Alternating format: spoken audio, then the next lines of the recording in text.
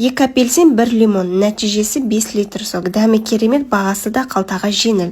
Сүйіну қиын, бірақ дәмін татсаңыз өте дәмді болып шығады. Енді апельсин мен лимонымыздың седрасын жақсылап үкіштен өткізіп аламыз.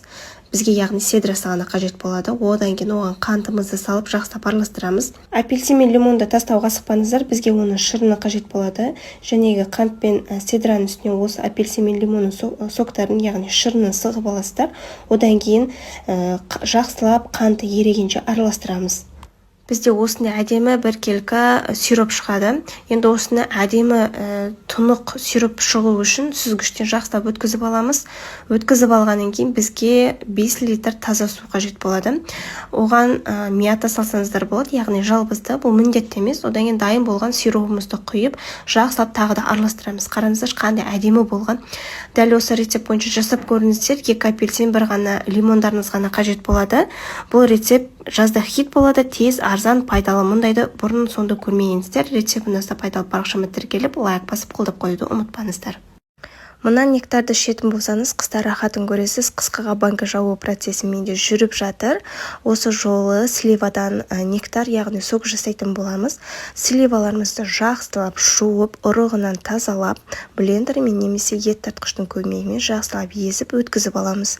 Одан кейін 5 килограмм өрікке 10 литр су құямыз. Қанша килограмм слива шықса, соған 2 еселеп су құясыздар. Қою болып жатса, тағы да су құюға болады. Енді осымызды жақсылап сүзіп аламыз. Сүзгіштен міндетті түрде сүзген жақсы, негізінде әдемі тұнық бір келкі сок шығады. Барлығын сүзіп алғаннан кейін ыдысымызға қайтадан құйып, отымыздың астын қосып, үстіне қантын салып, жақсылап араластырамыз. Қайнағанын күтеміз. Қайнағаннан кейін 30 минут көлемінде қайнатсаңыздар жеткілікті. Арасында көбігін алып отыруды да ұмытпаңыздар.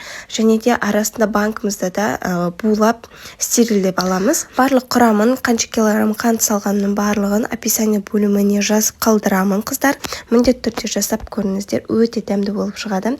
Енді дайын болған согымызды банкамызға құямыз да жақсылап крышкасын жабамыз. Міндетті түрде жақсылап крышкасын жабуымыз керек, сонда атылмайды, қыздар, ешқандай қорықпаңыздар. Барлығы дайын болғаннан кейін банкамызды жылы көрпеге орап қоямыз. Одан кейін салқын жерде сақтай берсеңіздер болады.